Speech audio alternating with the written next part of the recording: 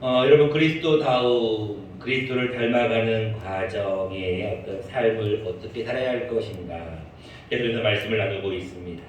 그리스도를 닮아가는 사람은 항상 하나님과의 관계 그리고 사람과의 관계를 잘 맺어야 된다라고 지난주까지 말씀을 드렸습니다.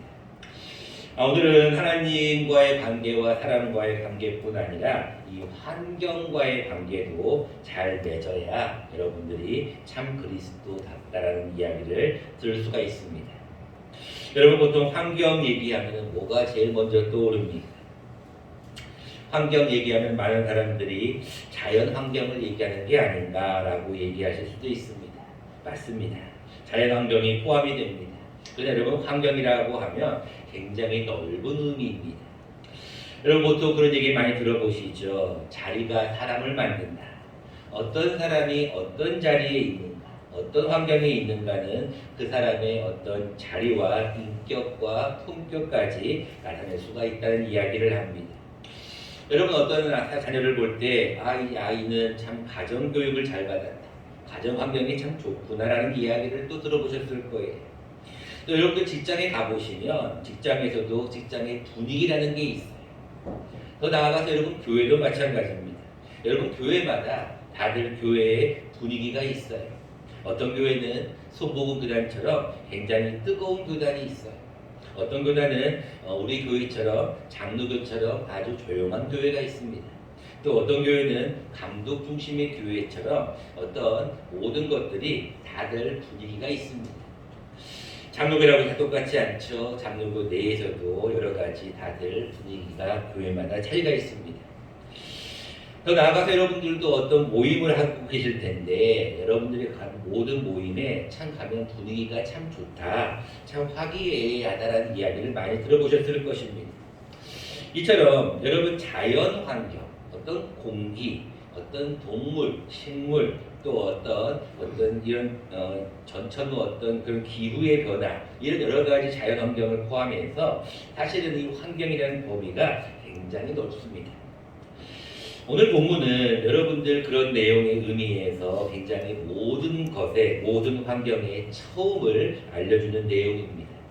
거기 보면은 자연에 대한 동물에 대한 내용 또 어떤 식물에 대한 내용 그리고 어떤 최초의 가정인 아담과 하와에 대한 내용 또 거기서 더 나아가서 이제 아담과 하와 이후에 가인과 아벨에 대한 얘기 그리고 또 거기서 살인에 대한 얘기 또 아담의 계보까지 이렇게 쭉 이어지면서 창세기 내용이 이어지는 첫 단추가 창세기 3장입니다. 여러분들 창세기 3장 내용은 아마 신앙생활을 조금 해보신 분들은 아마 다 아시는 그러한 내용일 것입니다. 모르는 날이 여러분들이 없을 정도로 수도 없이 들어보았을 그런 내용일 것입니다. 내용 간단합니다. 뱀이 와가지고 여인인 하와에게 이렇게 질문합니다. 동산 모든 나무에 열매를 먹지 말라 하시더냐라는 질문으로 3장 1절에 시작이 됩니다. 여자가 이런 이야기를 합니다. 뱀에게 말하되 동산나무의 열매를 우리가 먹을 수 있으나 3절 말씀에 우리가 의미심장한 대답을 하죠. 동산 중앙에 있는 나무의 열매는 하나님이 말씀에 너희는 먹지도 말고 만지지도 말라. 너희가 죽을까 하노라 하셨느니라 라는 대답으로 뱀과 대화를 시작합니다. 자, 최초의 동물인 뱀과의 어떤 하와와의 대화를 여러분들이 2장 17절을 보시면 그 차이점을 분명하게 알 수 있습니다. 2장 17절에 이렇게 말씀을 하고 있습니다. 선악을 알게 하는 나무의 열매는 먹지 말라.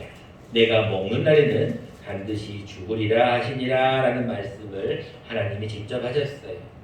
자, 여러분들 2장 17절과 오늘 3장 3절을 약간 비교해 보면 어떤 게 두 가지 차이점을 발견하게 되는데 하나는 말씀을 첨가합니다.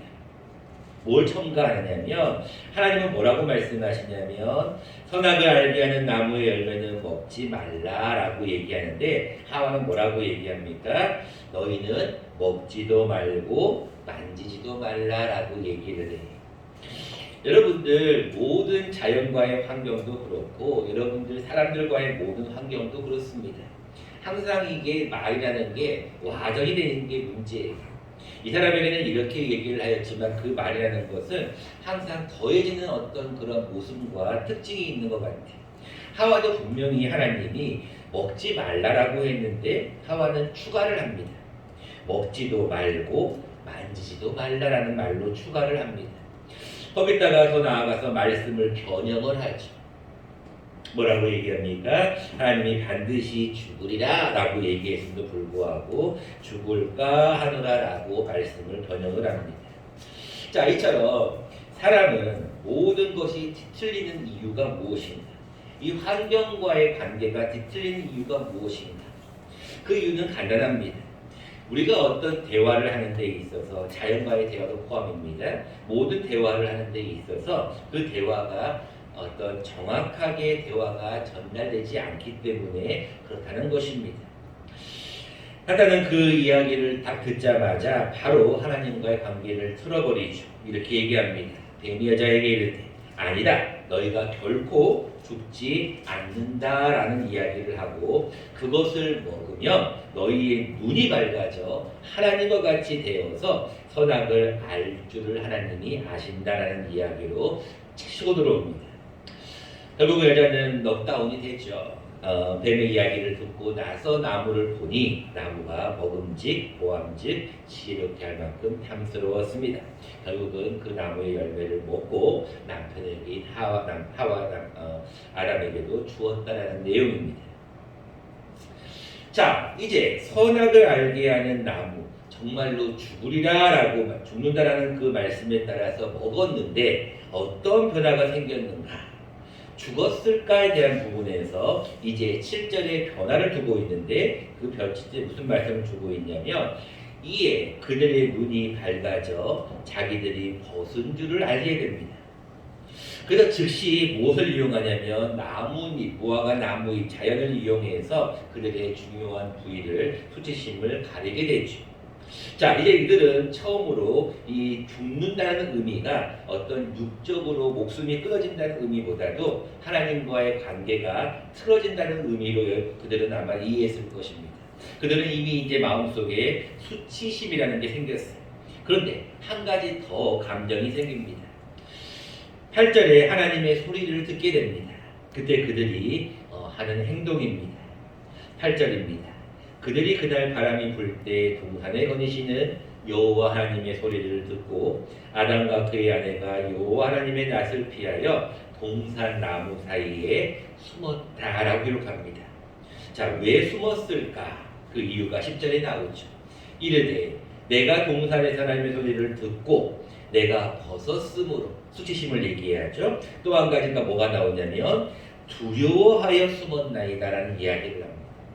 자, 선악을 알게 하는 나무를 먹었을 때 그들은 어떤 변화가 생겼냐면 죽는다는 의미가 어떤 수치심과 두려움이라는 두 가지의 감정이 딱 생깁니다. 하나님을 두려워하게 돼요. 그래서 그들은 하나님과의 좋았던 관계가 틀어지게 되고 이제는 하나님을 두려워하게 된다는 것입니다. 하나님이 그들에게 마지막 한 번에 또 기회를 줍니다. 야, 아담아 라고 부릅니다. 너가 혹시 열매를 먹었느냐라고 질문을 합니다. 누가 이 열매를 먹게 하였느냐라고 질문을 합니다. 아담은 자연스럽게 하와는 자연스럽게 뱀에게 책임을 전가하죠.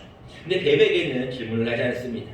뱀에게는 바로 저주의 내용으로 여러분들이 아시는 배로 다니고 어떤 살아있는 동안에 흙을 먹을 것이라는 저주를 받게 됩니다. 여러분들이 이 형벌을 받고 난 그들에게 아담과 하와에게도 동일한 하나님께서 형벌을 가하게 되죠. 아담에게는 이런 형벌을 주고 있습니다. 내가 평생에 수고하여야 수단을 먹을 수 있을 것이다. 하와에게는 내가 임신하는 고통을 크게 더할 것이다. 그리고 해산하는 수고가 정말로 클 것이다라는 어떤 고통을 남겨줍니다. 그리고 나서 결국은 그들은 이 에덴 동산에서 추방을 당하는 내용까지가 오늘의 본문입니다. 자, 여러분들 오늘 본문을 통하여서 이제 이 아담과 하와가 속한 최초의 가정, 최초의 모임, 최초의 자연 속에서의 이 관계가 이제 틀어지게 된 그 원인을 우리가 같이 한번 살펴보면서 우리가 우리 주변에 있는 모든 환경과의 관계를 어떻게 하면 잘 맺을 수 있을지 우리가 오늘은 두 가지를 생각해 보려고 합니다. 첫 번째입니다. 여러분들 모든 환경과의 관계를 잘 맺으려면 여러분들 항상 진실해야 됩니다. 여러분들 아담과 하와의 내용에서 여러분들 가정에 대한 첫 번째 환경에 대한 얘기, 또 여러분들 모임에 대한 환경의 얘기, 또 자연이 드디어 가시덤불과 엉겅퀴를 내면서 무화과 나무 잎과 이제 어린 양의 피를 통하여서 가죽옷을 지어 입히기까지 이 동식물에 대한 얘기, 또 어떤 모든 그때의 어떤 이제 에덴 동산에서의 분위기라든지 이 모든 것이 달라지게 된 근본적인 이유는 진실하지 않아서기 때문입니다. 하나님이 우리에게 좋은 관계를 맺으라고 우리에게 하나님의 아들을 주셨습니다. 그리고 성령님을 보내셨어요. 그럴 때 우리는 하나님과의 관계뿐 아니라 이제 예수님이 주신 말씀과의 관계, 그리고 어떤 성령님이 주시는 생각들과의 관계를 우리는 잘 맺어야 됩니다. 특별히 성령의 생각에 민감을 해야 되죠. 자, 그럼에도 불구하고 우리는 진실하지 못할 때가 많아요. 다시 말하면 자연은 항상 정직한 것 같아요. 근데 우리는 정직하지 못하기 때문에 항상 문제가 나오는 것 같습니다. 여러분, 하와가 처음에 뱀과의 최초의 동물인 뱀과의 대화를 통해서 분명하게 얘기를 했으면 하나님이 먹으면 죽는다, 반드시 죽는다라고 얘기를 하고 안 먹었더라면 이 자연과의 환경이 어땠을까를 한번 조심스럽게 추측을 해봅니다. 결국은 관계가 깨어진 첫 번째 이유는 모든 것에서 진실하지 않기 때문에 그래요. 여러분, 진실하게 되면, 변함이 없게 되면 항상 문제가 생기지 않습니다. 근데 여러분들 어떻습니까? 항상 사람 사이의 어떤 환경은 항상 문제가 생깁니다. 그 이유는 항상 진실하지 않아서 그래요. 여러분, 에모트 마사루의 물은 답을 알고 있다라는 책이 한참 유행을 할 때가 있었습니다. 그 에모트 마사루는 눈의 결정체. 우리 교회 봉고차도 새벽에 보면은 이게 창문이나 이럴 때 겨울에 보면은 눈 결정체가 이렇게 딱 이렇게 그려져 있어요. 육각수라고 그러죠, 보통 우리가. 그래서 그 사람은 물을 결정체를 이렇게 보고 어떤 걸 발견하게 됐냐면 물의 흐름, 물의 진동, 어떤 물의 파장이라는 게 있다는 거예요. 물을 보고 참 감사해. 오늘 너로 인해서 내가 오늘도 목이 축여진다. 오늘 너로 인해서 내가 참 어떤 굉장히 수분이 충분해졌어라고 얘기하며 감사의 말로 물을 마셨을 때 그 물의 결정체와 굉장히 화가 나 있을 때, 굉장히 모든 스트레스를 받았을 때 물을 마셨을 때 그 물의 결정체가 다르다는 거예요. 여러분들 어떤 자연도 마찬가지잖아요. 자연이라는 것도 결국은 여러분들이 어떻게 바라보느냐에 따라서 그 자연도 달라지는 겁니다. 아담과 하와가 하나님과의 에덴 동산에서 모든 것들이 이렇게 잘 이루어졌을 때, 아담과 하와가 정말로 벌거벗었으나 부끄러워하지 않았을 때, 수치심과 두려움을 가지지 않았을 때 얼마나 그 곳의 환경이 좋았겠어요. 근데 여러분, 좋았던 그 환경들이 차츰 깨지게 된 것은 그들이 하나님과의 어떤 관계에서 진실하지 않았기 때문에 그렇다는 거예요. 여러분들, 자연도 마찬가지지만 사람과의 관계도 마찬가지입니다. 여러분, 어떤 모임이나 어떤 단체를 가보세요. 어디를 가보면은 그게 참 그 사람으로 인해서 좋아지는 분위기가 있는 반면에 그 사람 때문에 분위기가 망쳐지는 곳이 있어요. 그건 왜 그럴까요? 제가 지난주에 여러분들에게 말씀을 드렸습니다. 하나님께서 에덴 동산에 이 선악을 알게 하는 나무와 또 더불어서 하나의 나무를 더 심어 놓았는데 그것은 무슨 나무냐면 생명나무가 있습니다. 그래서 성경 오늘 본문 말씀에 뭐라고 얘기하고 있냐면 22절에 이렇게 얘기하고 있습니다. 여호와 하나님이 이르시되 보라, 이 사람이 선악을 아는 일에 우리 중 하나같이 되었으니 그가 뭐라고 하냐면 그의 손을 들어 생명나무 열매도 따먹고 영생할까 하노라 라고 얘기해요. 즉 하나님께서 선과 악을 알게 하는 선악과를 먹은 그들이 생명나무의 열매도 또 따먹을 수 있을 줄 알고 그들을 쫓아내게 된다는 거예요. 여러분, 생명나무가 도대체 무엇인가요? 여러분, 생명나무는 말 그대로 생명을 통한, 다시 말하면 그것을 먹을 때는 영생을 하게 되는 그러한 내용입니다. 자, 결국은 생명나무가 무엇인지를 성경은 이렇게 얘기합니다. 앞에 자막을 보시면서 같이 한번 읽어보도록 하겠습니다. 시작.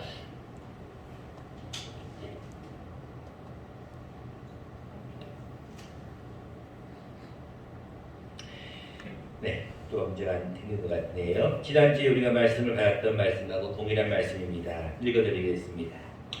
온순한 혀는 곧 생명나무이지만 패역한 혀는 마음을 상하게 하느니라 라는 말씀이 있습니다. 우리 지난주에 봤던 말씀하고 동일한 말씀입니다. 여러분, 온순한 혀라고 기록이 되어 있는데 온순한 혀가 곧 생명나무예요. 여러분들, 모든 환경이 그렇습니다. 사람들과의 환경도 그렇고 자연과의 환경도 그렇고, 여러분 온순하게 얘기를 하면 그것이 생명나무가 돼요. 근데 여러분들이 폐역한이라는 게 무엇이냐면은 말을 할 때 어떤 좀 부드럽게 얘기하지 않고 폐역한이라는 것은 그것을 상하게 하는 거고 그것을 찌르는 거예요.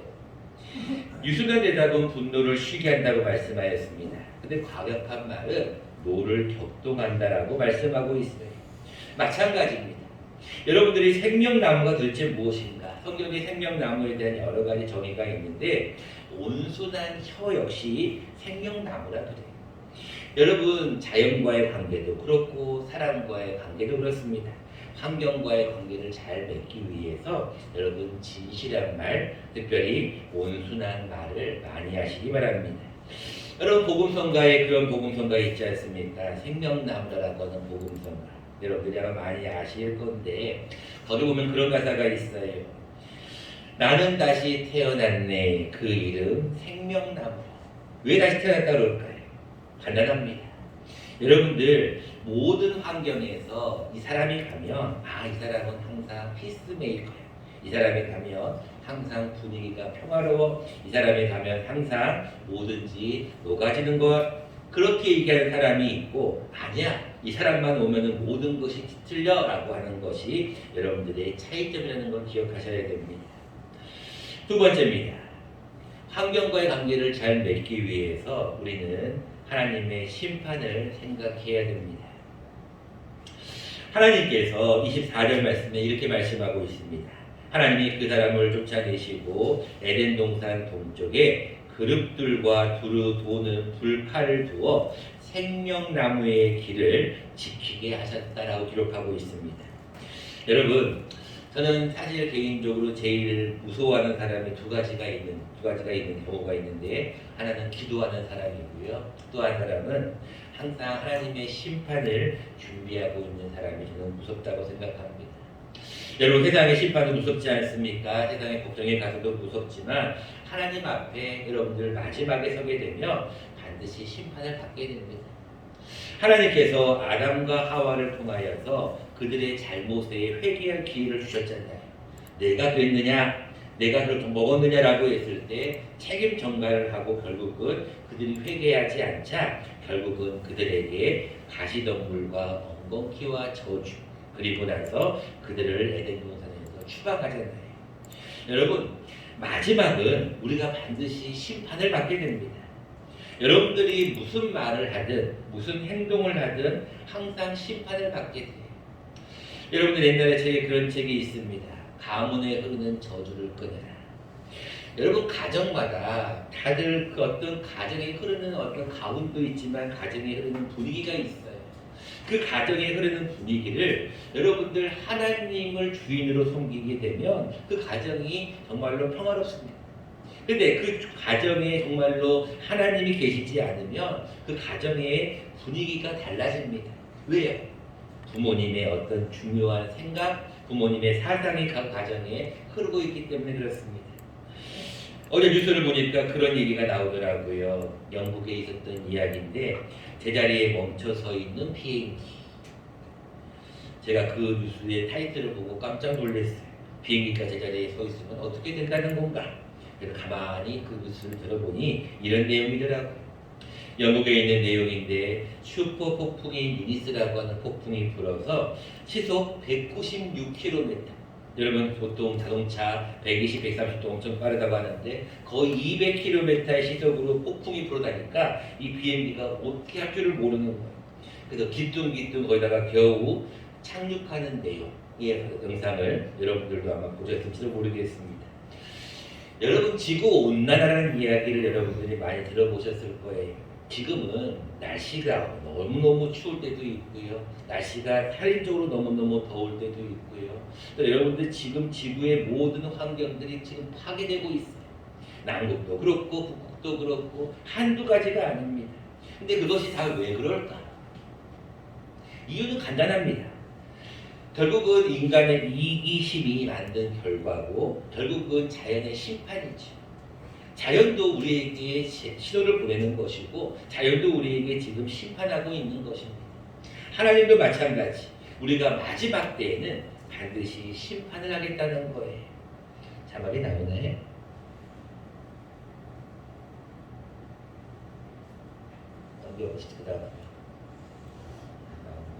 자, 우리 자막을 보면서 같이 한번 읽어보도록 하겠습니다. 시작. 이는 우리가 다 반드시 그리스도의 심판대 앞에 나타나게 되어 각각 선악간에 그 몸으로 행한 것을 따라 받으려 함이라. 아멘. 여러분들 하나님 앞에 서게 되면은요, 여러분들이 자연에게 한 것, 여러분들이 식물에게 한 것, 동물에게 한 것, 여러분들이 어떤 가정에 있는 환경에게 한 것, 여러분들 어떤 가문의, 직장의, 교회의 모든 사람과의 관계든 환경이든 자연과의 관계 환경이든 하나님 앞에 심판을 받게 돼요. 여러분들 그런 얘기 들어보셨죠? 그럼 도대체 동물은 영혼이 있는가?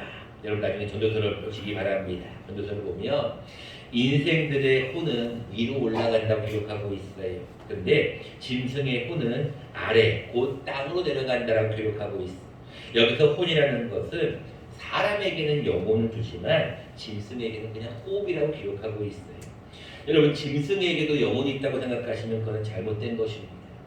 여러분 동물하고 식물도 마찬가지고 여러분들 지금 모든 기후 환경도 마찬가지입니다. 여러분 모든 자연과의 환경뿐 아니라 사람과의 환경을 여러분들이 잘 맺기 위해서는 항상 기억할 것은 하나님의 심판대 앞에 여러분들도 선다는 것을 기억해야 됩니다. 말씀을 해보자 합니다. 여러분들이 이제 그리스도를 닮아가기 위해서 하나님과의 관계 그리고 사람과의 관계를 더 나아가서 여러분들이 환경과의 관계를 잘 맺는 게 필요합니다. 그러기 위해서 여러분들 항상 사람이든 자연이든 모든 어떤 상황에서 진실하시기 바랍니다. 그리고 또 한 가지는 항상 내가 하나님 앞에 서게 될 것이다. 하나님의 심판을 받게 될 것이라고 하는 이거를 잘 기억하셔서 하나님과의 관계뿐 아니라 사람과의 관계 그리고 환경과의 관계를 잘 맺는 저와 여러분 되시기를 간절히 축원합니다.